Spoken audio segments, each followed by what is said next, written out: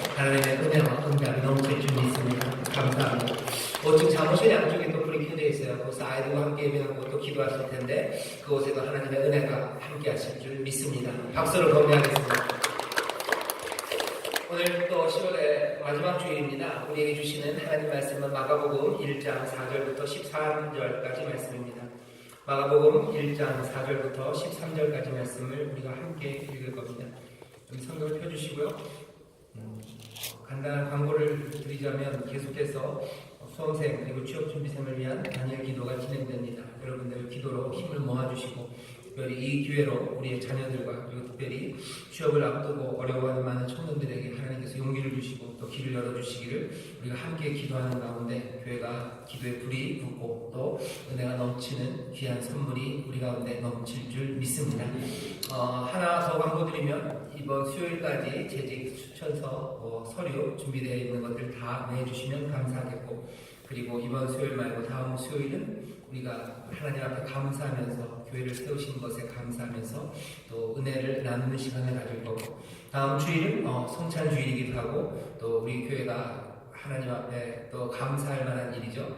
교회를 세우셔서 이곳에서 하나님의 일을 감당하게 하시고 또 그리스도의 몸으로 아름답게 자라가게 하신 하나님을 찬송하고 또 감사하고 하는 귀한 주일이 될 겁니다. 그렇게 알아주셨으면 감사하겠습니다. 마가복음 1장 4절부터 13절까지 말씀 우리가 다 찾으셨는데요. 한 목소리로 공독하겠습니다. 세례 요한이 이르러 광야에서 죄 사함을 받게 하는 회개의 세례를 전파하니 온 유대 지방과 예루살렘 사람이 다 나아가 자기 죄를 자복하고 요단강에서 그에게 세례를 받더라. 요한은 양떼 털을 입고 허리에 가죽띠를 띠고 메뚜기와 석청을 먹더라. 그가 전파하여 가로되 나보다 능력 많으신 이가 내 뒤에 오시나니 나는 굽혀 그의 신들매를 풀기도 감당치 못하겠노라. 나는 너희에게 물로 세례를 주었거니와 그는 성령으로 너희에게 세례를 주시리라. 그때 예수께서 갈릴리 나사렛으로부터 와서 요단강에서 요한에게 세례를 받으시고 곧 물에서 올라오실새 하늘이 갈라짐과 성령이 비둘기같이 자기에게 내려오심을 보시더니 하늘로서 소리가 나기를 너는 내 사랑하는 아들이라 내가 너를 기뻐하노라 하시니라. 성령이 곧 예수를 광야로 보라 하시니라. 광야에서 40일 계셔서 사단에게 시험을 받으시며 들짐승과 함께 계시니 천사들이 수종 들더라. 아멘. 오늘 우리가 읽은 13절까지가 어쩌면 마가복음의 아주 짧은 서론이 될 겁니다. 왜냐하면 14절서부터는 이제 예수님의 목소리가 우리 가운데 들리죠. 14절에 보면 이렇게 되어 있습니다. 요한이 잡힌 후에 예수께서 갈릴리에 오셔서 하나님의 복음을 전파하여 가라사대 그러면서 14절부터는 예수님이 말씀하시기 시작하는 게 14절까지죠. 14절부터죠.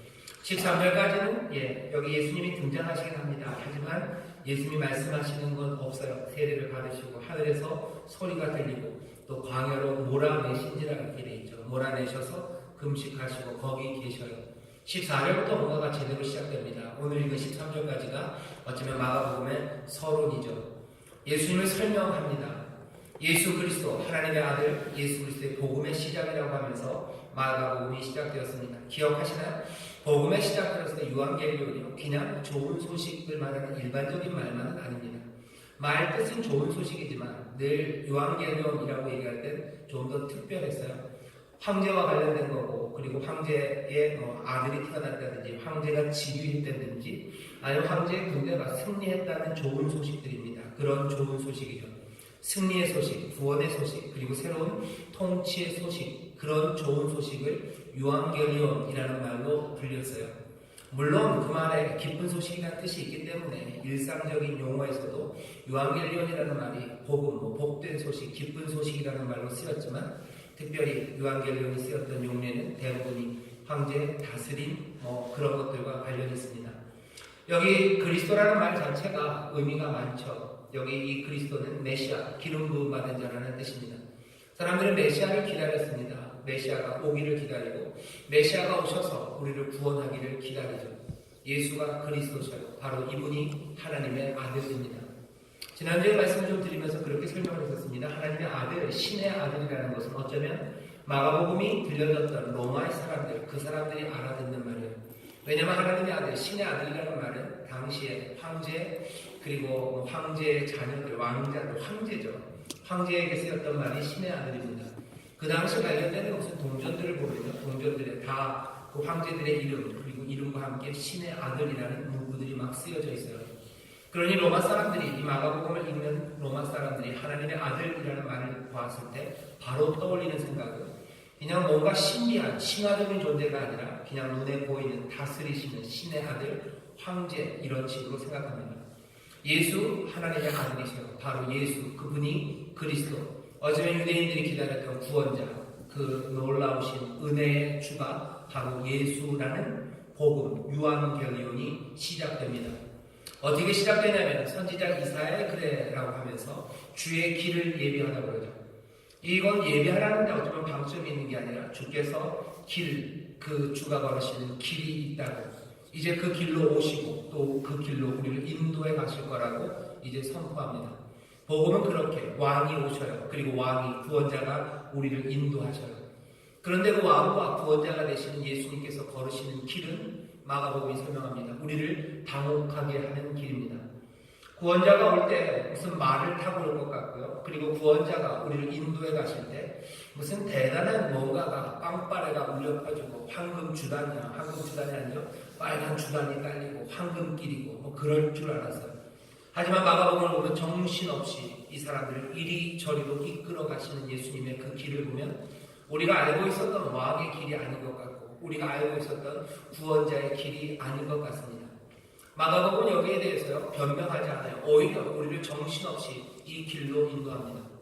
그래서 지난주 설교의 제목이요 주의 길, 주님이 가시는 그 길에 관한 이야기, 그 이야기를 들어야 된대요 라고 제목을 정했었어요. 복음하고 지금 이 마가복음이 우리를 다그치고 있습니다. 오늘 읽는 말씀들도요 우리를 계속해서 당혹하게 합니다. 주의 길을 예비하라는 그 예언의 말씀처럼 이제 그 주의 길을 예비하는 소리가 나오기 시작해요. 그 일을 감당하는 사람의 이름은 세례 요한입니다. 오랫동안 이스라엘의 이 백성들 가운데 하나님의 말씀이 사라졌었어요. 예언이 사라졌습니다. 침묵을 깨고 이제 드디어 주의 길을 예비하는 소리가 울려 퍼지기 시작하죠. 나타난 모습을 보면 꽤나 근사합니다.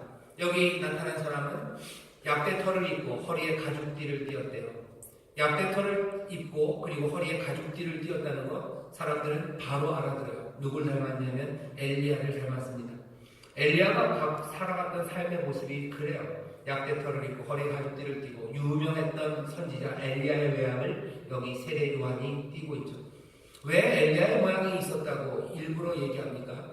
말라기서 구약의 마지막 성경이죠. 구약의 마지막 예언자였던 말라기가 그 말라기에서도 제일 마지막 4장 6절까지 있는데요. 5절에 이렇게 되어 있습니다. 보라, 여호와의 크고 두려운 날이 이르기 전에 내가 선지 엘리야를 너희에게 보내리니 라는 말씀이 우리가 갖고 있는 성경에서는 구약의 마지막에서 두 번째 절이 엘리야가 온다는 이야기입니다.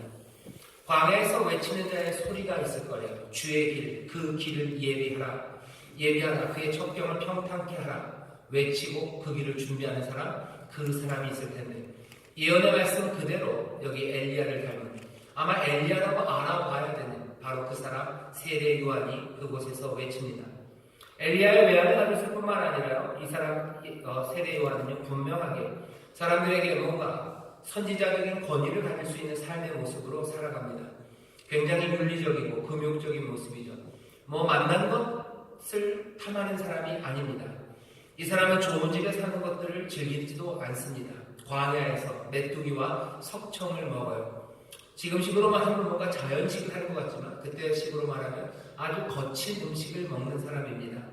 뭐 쇠고기 1+ 찾아다니지 않아요. 메뚜기를 먹고 거기서 나는 그냥 그 야생의 석청들을 먹으며 살아가는 윤리적이고 금욕적이에요. 세상에 물들지 않은 사람이 분명합니다.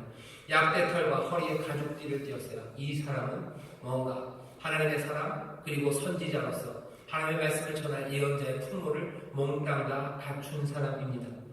이 사람이 주의 길을 예비할 거예요. 그러면서 외치는 소리가 우리를 혼란스럽게 합니다. 세례 요한이 나온 데까지는 아주 스무스합니다. 그죠? 뭔가 여기 주의 날, 여호와의 날이 오기 전에 외치는 사람은 엘리야여야 돼요.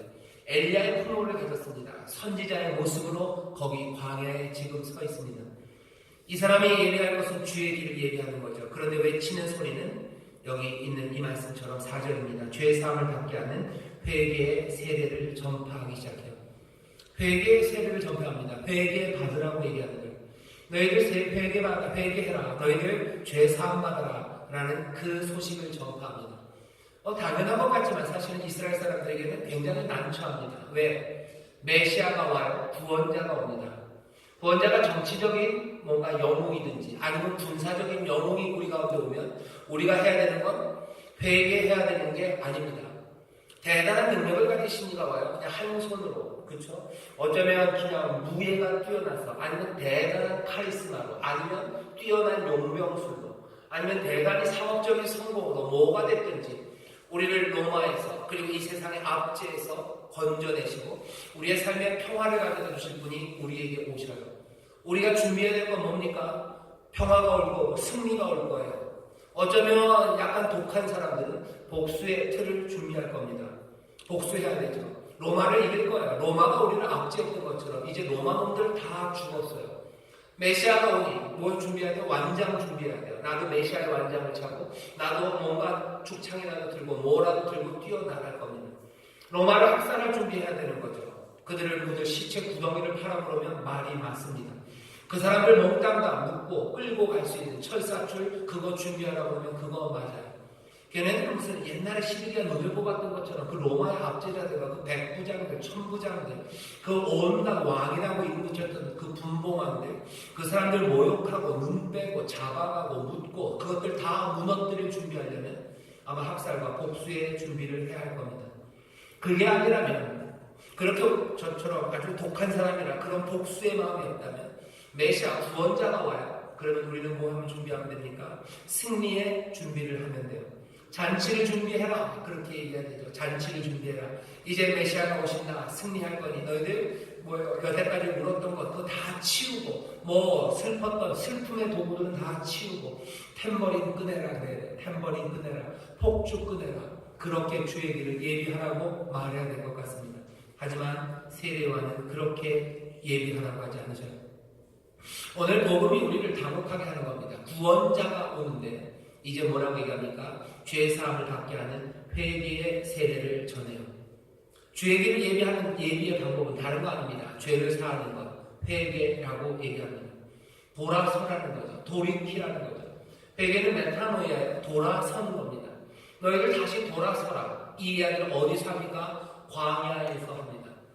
주의 길을 예비하라고 하면 주는 어디로 오실 것 같아요? 예루살렘으로 오실 것 같아요. 오셔야 한다면 예루살렘입니다. 그때나 지금이나 마찬가지예요. 꽤나 많은 사람들이 뭔가 역사의 중요한 일은 예루살렘에서 이루어질 거라고 생각하죠.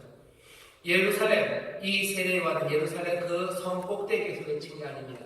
세례요한은 어디로? 광야로 나가서 광야에서 세례를 전파하고 사람들은 그 광야로 나옵니다. 왜 그랬을까? 지금 우리에게 주시는 말씀은 그런 거예요. 돌아서야 되는데 어디서 돌아섭니까? 광야로 돌아서요. 이스라엘 사람들은 광야가 무슨 이야기인지 압니다. 사실은 이 세례요한이 있었던 곳의 지명을 말할 수 있어요. 요단강가 어딘가라고 얘기하지 않고요. 광야라고 얘기해요. 왜? 광야는 이스라엘이 그 애국에서 탈출하여 애국에서 하나님이 주신 자유를 가지고 그 걸었던 그곳이 광야입니다. 광야에서 하나님을 배워요. 광야에서 하나님을 의지하는 걸 배웁니다. 그들의 삶이 애국과 다른 삶으로 돌아섰던 바로 그곳이 광야예요. 지금 이 사람 세례요한은요, 이 이스라엘 사람들을 그 광야로 불러냅니다. 너희들 다시 하나님께로 돌아서야 되는 거예요. 그러지 않으면 맞이할 수 없습니다. 메시아가 우리 가운데 와요. 구원이 우리 가운데 임하는데, 능력이 우리 가운데 오는데, 우리가 준비해야 되는 건 복수의 틀도 아니고 승리를 만끽할 준비도 아닙니다. 구원자를 맞을 준비는 돌아서는 거죠. 내 이전의 삶에서 다시 돌아섭니다. 하나님의 아들 예수 메시아 그분이 오실 때 우리는 돌아서야만 합니다. 이것이 우리를 난처하게 만들어요. 그리고 우리를 이상하게 만듭니다. 우리의 삶에도 하나님의 구원과 그리고 하나님의 다스리심이 임할 거예요. 그리고 그것들을 우리는 소망합니다. 그 길을 어떻게 준비합니까? 다른 게 아니죠. 우리의 삶을 그분에게로 돌이키는 거예요. 요한은 어떻게 삽니까? 그냥 거기 머물러요. 떠났던 자들이 그 앞으로 와요. 영접합니다. 광야에서 사람들은 다른 곳으로 갔어요. 광야에서 사람들의 마음은 다른 곳으로 흩어졌습니다. 다시 그 광야에서 우리의 마음이 주께로 돌아서야 돼요. 주와 함께 가는 그 삶으로 나아가야 합니다. 그렇지 않다면 메시아, 구원자를 맞이할 수 없습니다. 여기 오늘 이야기는 점점 더 우리를 혼란하게 만들어요. 엘리야를 닮은 세례요한이 광야에서 회개의 세례를 전파해요. 그러면서 나보다 능력 많으신 이가 이제 오신답니다. 당연히 이건 세례요한이 해야 될 말이에요. 왜? 주의 길을 예비하는 사람이기 때문이죠. 나보다 능력 많은 이가 오신다. 얼마나 능력이 많으신지 나는 그분의 신들매를 풀 수도 없다. 나는 너에게 물로 세례를 줘요. 하지만 그분은 이제 너희를 성령으로 세례를 준대요. 나는 너희들을 물에 담그지만 이분 내 뒤에 오시는 이는 이제 너희를 성령에 담가버릴 거래요. 물 안에서 돌아서는 것, 이것과 비교할 수 없는 하나님의 영이 우리 가운데 임하셔서 우리의 마음과 생각을 몽땅 다 새롭게 하시는 바로 그 놀라우신 메시아가 온다고 지금 세례요한은 선포합니다. 우리는 지금 그 이야기를 듣고 있어요. 자, 이 선포가 있은 다음에 바로 그때 9절입니다. 예수께서 갈릴리 나사렛으로부터 와서 요단강에서 요한에게 세례를 받으셔요. 오늘 여기 이야기가 또 우리를 당혹하게 합니다. 요한이 얘기했던 것은 드디어 주인공이 등장하기 시작하는데요. 내가 신들매를 들기도 풀기도 감당치 못할 분, 이제 성령으로 너에게 세례를 주실 분, 바로 그분이에요. 근데 그분이 오셔서 어떡합니까?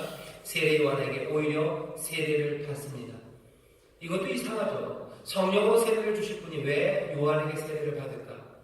사람들이 답을 두 가지 정도로 생각합니다. 먼저는 예수님이 하시는 일, 그 일이 세례 요한이 하는 일과 그리 다르지 않기 때문이기에 여기 이 세례를 받았다는 거죠. 요한이 했던 건 회개입니다. 돌아서기라는 거예요. 예수님이 하시는 것도 다른 거 아닙니다. 돌아서게 하는 일이라는 거죠. 예수님도 회개의 일을 하러 오셔요. 그러니 14절, 15절에 예수님이 외쳤던 메시지도 똑같습니다. 회개하라, 회개하라. 하나님의 나라가 가까웠으니 회개하고 복음을 받으라, 영접하라라고 첫 번째 메시지가 그렇게 전해졌던 것처럼 세례 요한이 했던 그 일에 대해서 인정하시는 거예요. 그리고 나도 그 일을 한다고 여기 선포하는 방식으로 세례를 받았다고 이해하고, 또 하나 더 덧붙이자면 예수님께서 세례를 받으신 이유는 다른 게 아니라 우리가 알고 있는 이사야의 그 말씀처럼 여기 이스라엘 그리고 이 백성들의 모든 죄를 다 짊어지시고 가시는 분임을 보이시기 위하여 죄사함의 세례를 받았다고 우리는 말할 수 있습니다. 그런데 재밌는 것은 뭡니까? 예수님이 이 세례를 받으러 여기 광야로 나가셨어요. 예수님만 나간 거 아닙니다. 많은 이스라엘 사람들이 몽땅 다 죄사함의 회개를 받으러 광야로 나가죠. 새로운 출애굽이라 글로 부릅니다. 그리고 이 회개 그리고 죄사함, 이것은 이제 더 이상 예루살렘 성전에서 이루어지는 게 아닙니다. 예루살렘이 아니라 광야에서예요. 우리의 회개는 예루살렘이 아니라 이제는 광야입니다. 예루살렘의 제사가 드려지는 곳이에요. 제사장들이 있는 곳입니다. 거기서 죄사함의 제사가 늘 드려지죠. 하지만 이제 더 이상 거기는 아니에요. 뭔가 종교적인 게 아닌 듯합니다. 그냥 예식에 따라서 이루어지는 것만은 아니에요. 삶이 뒤바뀌는 자리, 그 자리에서 우리의 삶을 바꾸라는 그런 요구가 우리에게 옵니다. 우리를 놀랍게 하는 것은 이 예수를 소개하는 마가의 방식입니다. 그때 주인공이 등장하는 거죠. 그때 따다단 예수가 와요. 처음에 얘기했습니다. 하나님의 아들 예수 그리스도의 복음이라고 했어요. 드디어 그 예수가 여기 말은 아니지만 모습이 등장해요. 어떤 모습을 기대합니까? 하나님의 아들 그리고 그리스도, 바로 그 예수. 그때 예수께서 바로 그곳으로 오신다는. 우리는 대단할 줄 알았어요. 근데 별로 대단하지 않습니다. 심지어는 세례 요한처럼 무슨 엘리야 코스프레도 하지 않아요. 무슨 말 아니면 흰 말 아니면 뭐래도 좀 머리에 무슨 기름 향기라도, 메시아가 기름 부음 받는 게 아니라 무슨 기름 향이라도 나고 아니면 기름 바른 머리로라도 와야 되는데, 아니 그런 거 아무것도 없습니다. 소개는 아주 간단해요. 예수 그 이름과 함께 이 양반은 어디서 왔어요? 갈릴리 나사렛으로부터 왔다라고만 설명합니다. 세례를 받으러 물러오셔요. 성령으로 세례를 주신다고 하셔서 뭔가 대단할 줄 알았는데 등장이 이상한 거예요. 성령으로 세례를 주고 나는 싱글매를 풀기도 감당 못한다고 하셨는데 이분 조용히 오셔서 세례를 받아요. 그리고 또 어떻게 합니까? 이분에 대한 소개는 아주 간단해요. 갈릴리 나사렛에서 왔다고 얘기합니다. 갈릴리 나사렛에서 왔다는 이 마가의 소개는요, 아주 특별합니다. 여기에 대해서 우리가 주목해야 될 필요가 있습니다. 여러분들 다른 복음서들 아실 거예요. 마태복음, 마태복음, 누가, 그리고 요한복음 세 가지 다른 복음서가 있어요. 그 세 복음서가 예수님의 처음 시작을 설명하는 것들을 여러분들 기억해 보십시오. 그렇게 되면 아브라함 그리고 다윗 그렇게 시작해요. 마태는 그렇죠. 아브라함 그리고 그 자손 다윗의 세계라 그러면서 예수님을 소개할 때 아브라함의 자손이에요. 다윗의 자손이에요. 위대한 이름입니다. 아브라함 그리고 누구요? 다윗이에요. 예수님은 어디서 태어납니까? 유대 땅 베들레헴에서 태어나요. 인구조사 때문에 그쪽으로 내려가셨어요. 그래서 베들레헴에서 태어났다는 걸 마태는 강조해요. 왜? 유대 땅 베들레헴, 너 작은 성읍 아니다. 너에게서 다스린 이가 나온다고 얘기했어요. 메시아는 어디서 나와야 되니까? 유대에서 나와야 돼요. 유대 땅에서만 나와야 합니다. 당연히 유대 출신이어야 돼요. 왜? 유대가 가장 값진 땅이기 때문에 그래요. 그러니 마가가 얘기합니다. 아브라함과 다윗의 자손 예수의 세계예요. 예수는 아브라함의 자손이고 다윗의 자손이고 유대 땅 베들레헴에서 난 사람이에요. 그렇게 얘기합니다. 누가도 마찬가지예요. 베들레헴에서 났고요. 이 사람 예수는 다윗의 자손이라고 여기 누가는 얘기하죠. 그뿐만 아닙니다. 여기 성육신을 얘기해요. 마리아에게 임한 성령의 권능이 너와 함께 하신다. 은혜를 입은 여인이여 내 태중의 아이가 복되다. 그런 온갖 찬사가 하늘의 천사들이 노래하고요. 영광송이 울려 퍼지고 그렇게 예수는 이 땅에 등장한다고 누가는 설명해요. 심지어 요한은 더 심합니다. 심하다는 건 나쁜 뜻이 아니라 태초에 말씀이 계셨대요. 처음 시작 아르케예요. 처음 태초에 말씀이 계셨고 그 말씀이 하나님과 계셨어요. 그분은 그 말씀은 하나님이셨다고. 그분이 육신이 되어 우리 가운데 거하신다고 그렇게 시작합니다. 하지만 마가는 그렇게 얘기하지 않습니다. 아브라함과 다윗의 자손이라는 얘기도 없어요. 천사가 수태를 고지했다는 말도 없어요. 그냥 등장하는 예수는요, 갈릴리 나사렛에서 왔다고 얘기해요. 온 곳도 그렇게 뭐라 그래야 되나, 그냥 멋진 곳이 아닙니다. 갈릴리 나사렛에서 왔다는 게 그냥 예수가 어디서 왔는지 그 동네를 알려주는 그냥 인포메이션을 주는 게 아니에요. 사실은 그 인포메이션이 그렇게 중요할 것 같지도 않죠. 투머치 인포메이션인지도 몰라요. 하지만 이건 투머치는 아닙니다. 하고 싶은 말이 여기에 있어요. 그러니 모든 것들을 다 생략합니다. 마가복음이 지난주에 말씀드렸지만 베드로에게서 아마도 들은 거예요. 베드로가 왜 모르겠습니까? 마태도 알고 누가도 알고 요한도 아는 이야기를 왜 베드로가 모르겠어요. 하지만 마가는 그 모든 이야기를 다 알고 돼요. 예수님 소개할 때 그렇게 소개할 필요가 없어요. 말하고 싶은 바가 분명합니다. 나사렛, 갈릴리, 나사렛에서 왔어요. 동네를 말한다는 건요, 사회적 의미가 있는 겁니다. 우리에게도 그래요, 여러분들. 이러면 너무 선물 같네요. 저 친구는 압구정동 살아. 그러면은 그게 의미하는 바가 많아요. 쟤는 경기고등학교 나왔어. 옛날에 나이 많으신 분들 중에서 쟤는 저 사람은 저분은 경기고 나오신 분이 아니면 공부 잘하는 사람이에요.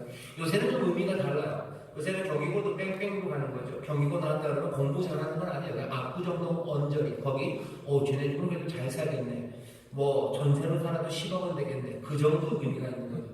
누가 왔어요. 이분은 드라마, 요즘은 그런 드라마, 제가 드라마를 잘 안 봐서 그런지 모르겠지만 성북동에서 나오셨어요. 그러면 그게 무슨 의미인지 알아요? 아니면 좀 무서운 드라마 보면 남산에서 오신 분이에요. 청담동에서 오셨어요. 그러다 갑자기 저 양반은 청량리에서 오셨어요. 그러면 얘기가 확 달라집니다. 갈릴리 나사렛은 그런 의미예요. 그 양반은 어디서 오셨어요? 청량리에서 오셨어요. 그분은 어디서 오셨어요? 양구 옆에 무슨 양팔쯤에서 오셨어요. 라고 얘기하는 거예요. 여러분들이 지도를 아시면 이스라엘 땅이 그렇게 되잖아요. 팔레스타인 제일 아래가 유다예요. 유다 땅에 예루살렘도 있고 베들레헴도 있어요. 그 위가 사마리아입니다. 그리고 그 위가 갈릴리예요. 여기 요단강이 쭉 흐르고 있고요. 제가 되게 설명하기가 어렵네요. 남쪽이 유다예요. 그리고 중간에 사마리아, 그리고 그 위에 갈릴리가 있습니다. 제일 중요한 땅은 어디요? 유대 땅. 여기 다윗이 다스렸던 예루살렘이 있는 이곳이요. 가장 욕먹고 웃기지 않은 동네는 사마리아입니다. 사마리아는 슬픈 땅입니다. BC 721년 아수르가 북이스라엘을 멸망시키고서요. 이 사람들이 나쁜 짓을 했어요. 어떤 거냐면 아수르에 있는 많은 사람들을 이주시켜요. 그리고 사마리아 땅, 그 이스라엘 땅에 살게 합니다. 강제로 결혼하게 해요. 그러면서 혼혈이 생기죠. 혼혈이 생기다 보니까 여기 있는 이 유대 사람들은 이 사마리아 땅, 거기 북쪽에 있었던 그 사람들을 믿지 못해요. 이 사람들은 섞여버렸어요. 더 이상 유대인 아니에요. 이 사람들 혼혈입니다. 다민족인 사람들이 됐어요. 그러니 사마리아에 사는 사람들은 자기들도 하나님의 백성이라고 그 신앙을 가지지만 유대와 함께 할 수 없어요. 그래서 유대인들은 갈릴리를 갈 때 사마리아로 뺑 돌아갑니다. 갈릴리 사람들도 여기 유대로 오면요 뺑 돌아와요. 여기 그런 상황에 있는 사마리아입니다. 그리고 갈릴리는 그 위에 있는 곳이에요. 사마리아만큼 완전히 무슨 거죠? 완전히 비난받고 완전히 차별받는 건 아니지만 갈릴리도 만만하지는 않습니다. 왜? 갈릴리는 유대가 아니에요. 아마 팔레스타인 그곳에서 갈릴리가 가장 비옥한 땅일 겁니다. 땅은 가장 비옥하고 샤론의 들고 샤론의 백화 이런 식으로 말하는 그곳이에요. 가장 비옥한 땅이에요. 그리고 갈릴리 바다 호수라고 불리는 호수지만 바다라고 불리는 큰 호수가 있는 곳이에요. 거기서 베드로, 요한 이 친구들, 이분들 어부였었죠. 고기 많아요. 그리고 땅은 비옥합니다. 농사가 잘 되고요. 그리고 어업이 풍부해요. 그러니 부유할 것 같죠? 아닙니다. 땅은 비옥하고 그리고 물고기는 많지만 거기 갈릴리 땅은 가난한 땅이에요. 어떻게 그렇지? 땅이 비옥하고 먹을 게 많으면 부자고 부유할 것 같은데 그건 여러분들의 착각입니다. 땅이 비옥하고 먹을 게 많은 곳은 늘 가난합니다. 우리나라 같은 경우에 여러분이 동학혁명이 일어난 그곳이 다른 데가 아니라 호남이에요. 땅이 비옥합니다. 거기 여러분들 어디죠? 고부예요. 고부 군수 조병가 그리고 전봉준 얘기하는데요. 거기 고부가 전북 옆이에요. 전북 평야가 있는 곳이고 물산이 많은 곳입니다. 바다도 가까워서 먹을 것 많고 풍성한 땅이에요. 그러니 착취가 있는 겁니다. 가난한 땅 그리고 땅은 비옥하나 가난한 사람들 꽤나 많은 로마 사람들 그리고 헬라 사람들이 그 갈릴리로 와요. 대가볼리 그래서 10개의 도시들을 알렉산더 그때부터 만들기 시작하고요. 뭔가 조금씩 사람들을 섞이기 시작하고 그리고 가난했던 땅 그 땅이 갈릴리입니다. 갈릴리 많은 땅은 주인이 예루살렘 사람들이 주인이었어요. 그러니 이 갈릴리 사람들은 예루살렘 사람들에게 갖다 바쳐야 되고 그리고 또 로마 사람들에게 갖다 바쳐야 돼요. 세리들이 많은 곳입니다. 물건들이 지나갈 때마다 세금을 받는 마태가 있었고 그리고 삭개오 어쩌면 삭개오는 아래쪽에 있었지만 마태가 있었던 곳이 바로 여기에요. 갈릴리 가난하고 그리고 차별이 있었던 그곳은 절망의 땅이었습니다. 당연히 그렇게 절망하는 곳에서는요 그냥 절망하고 주저앉는 노인들이 있는가 하면 젊은이들은 꽤나 많이 저항하죠. 갈릴리는 소요와 공기가 많은 땅이었습니다. 여러분들 사도행전 5장에 보면요 가말리엘이 그런 얘기를 해요. 가말리엘이라는 바울의 스승입니다. 위대한 학자예요. 믿음의 사람들이 점점 많아지니까 사람들이 다 이 사람들 어떻게 해보자고 찍어 눌러야 되는 거 아니야. 가말리엘이 말해요. 그러지 말아라. 너희들 드다라는 사람이 일어나서 뭔가 공기했을 때 그냥 드다가 사라지니까 그냥 없어지지 않더냐. 또 너희들 갈릴리 유다가 일어났을 때 많은 사람들이 쫓았으나 그냥 다 사그라지지 않았느냐. 여기 예수라는 사람이 섰다가 사라졌죠. 갈릴리 예수가 섰다가 이제는 죽었어요. 사라졌으니 얘네들도 별것 아니면 사라지지 않겠냐. 아니고 하나님의 뜻이라면 어떻게 잘 되겠지. 그냥 두고 보자라고 말할 때 갈릴리 유다를 말합니다. 갈릴리는 그런 곳이었어요. 늘 과격하고 맞서 싸우고 그렇게 해서 누군가 일어나면 쫓아 올라갔다가 그리고 또 박해와 핍박 가운데 흩어져 버렸던 그래서 슬픔이 많고요. 그리고 눈물이 많았던 바로 그곳이 갈릴리입니다. 많이 수고하고 애쓰지만 빼앗겼던 곳이고 그래서 삶의 질고와 그리고 아픔을 아는 사람들이 많았던 것이 갈릴리예요. 갈릴리 예수님은 거기서 자라셨어요. 유다는 그냥 얘기하고 망하는 그냥 얘기하는 겁니다. 아브라함과 다윗의 자손 어렸을 때 베들레헴에서 태어난 거 그거 중요하지 않아요. 여기 하나님의 아들 여기 메시아는 어디에서 갈릴리 나사렛에서 지금 오신다고 말하는 겁니다. 아픈 땅에서 오셔요. 그리고 질고를 아는 분이 우리 가운데 오신다고 말하는 겁니다. 더 말할 필요가 없는 거죠. 이것도 우리를 깜짝 놀라게 합니다. 메시아는 유대 땅에서 나와야 돼. 아니 유대 땅에서 나오지 않으셔요.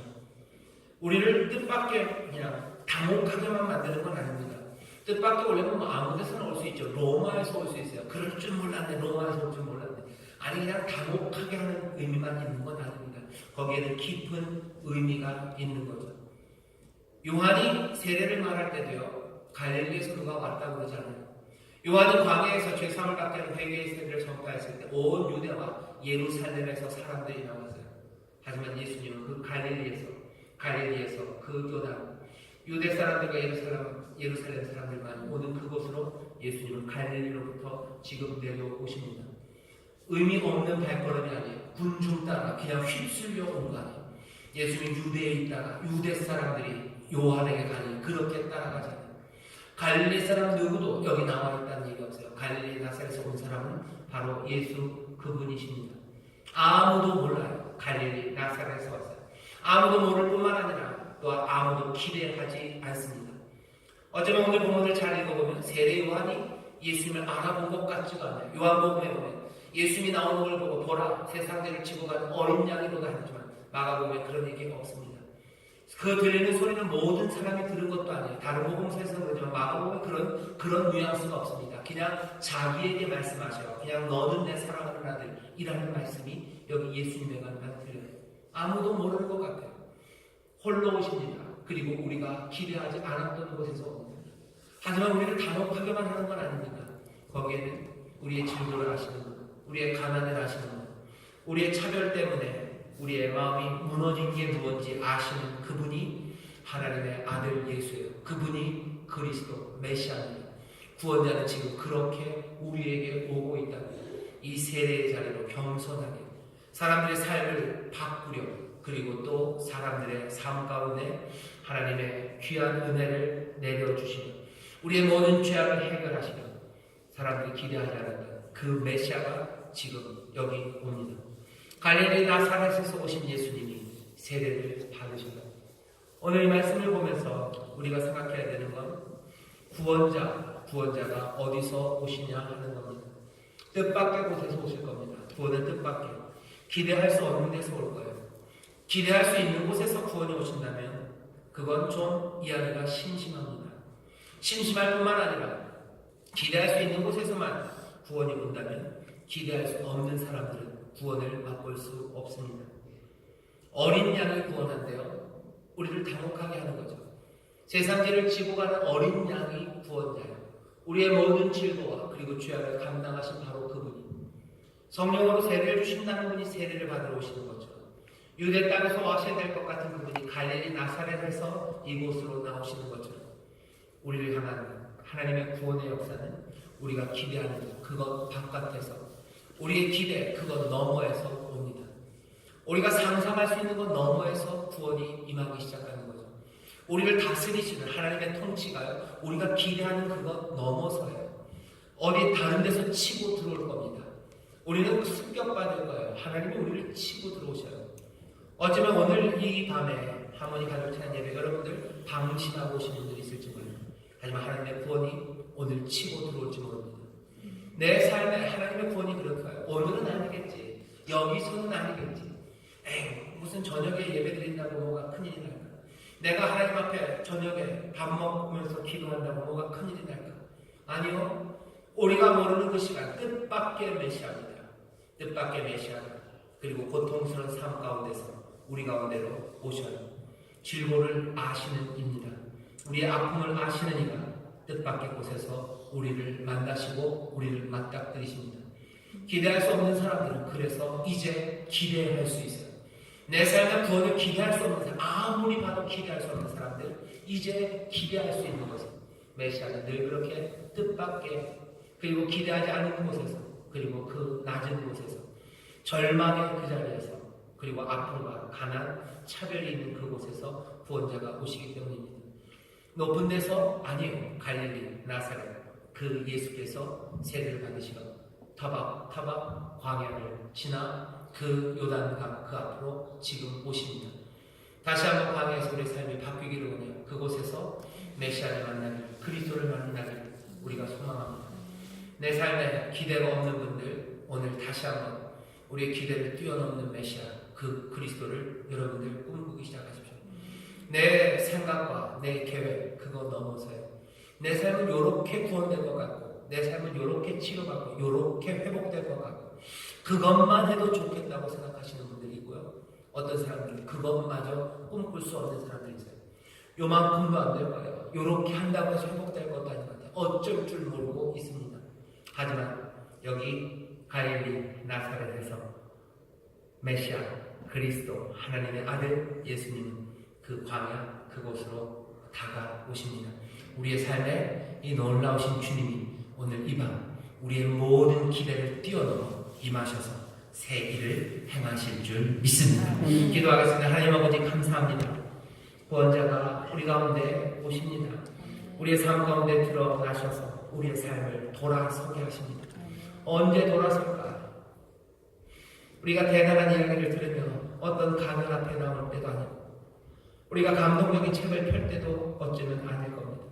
눈물로 주저앉아 있는 그곳, 먼지 나는 그곳에 울고 있는 바로 그 시간에 구원자는 우리를 향하여 다가오시며 또 우리의 삶을 돌이키시는 은혜를 부으시는 줄 믿사옵니다. 주여 꿈꿀 수 없을 때 꿈꾸게 하시고 모든 기대가 다 사라져가는 아버지 그 어둠의 시간에 다시 한번 빛 가운데로 돌아서는 우리의 삶을 바라보게 하여 주옵소서. 감사드리며 예수님 이름으로 기도하옵나이다. 아멘. 이 시간에 회개하는 영이 우리 가운데 임하기를 기도합니다. 주께로 돌아서서 영접해야 합니다. 그래야 주의 길 이 예비대로 구원하시는 역사와 그리고 다스리시는 그 일이 시작돼요. 회개하라. 회개하라. 우리의 마음에 감동이 있어야 회개할 것 같고요. 뭔가 대단한 일이 있어야 회개할 것 같다고 생각해요. 아닙니다. 주님은 우리를 훅 치고 들어오셔요. 어쩌면 바로 오늘 이 시간이 갈릴리 나사렛에서 오신 예수님께서 우리에게 오셔서 우리의 삶을 완전히 뒤바꿔 놓으시는, 회개하게 하시는, 돌아서게 하시는, 우리의 모든 죄악된 곳에서 다시 돌아서게 하시고 우리의 절망과 슬픔과 탄식에서 돌아서게 하시고 그리고 우리의 부족하고 연약한 것에서 우리 하나님의 능력으로 돌아서게 하시는 그 귀한 일을 우리 가운데 이루실 줄 믿습니다. 소망이 없는 분들, 소망이 없기에 우리에게 소망이 있습니다. 다 함께 주여 세번 크게 부르시고 기도하실 때 우리의 삶을 돌이키시는 주의 역사가 우리 가운데 임할 줄 믿습니다.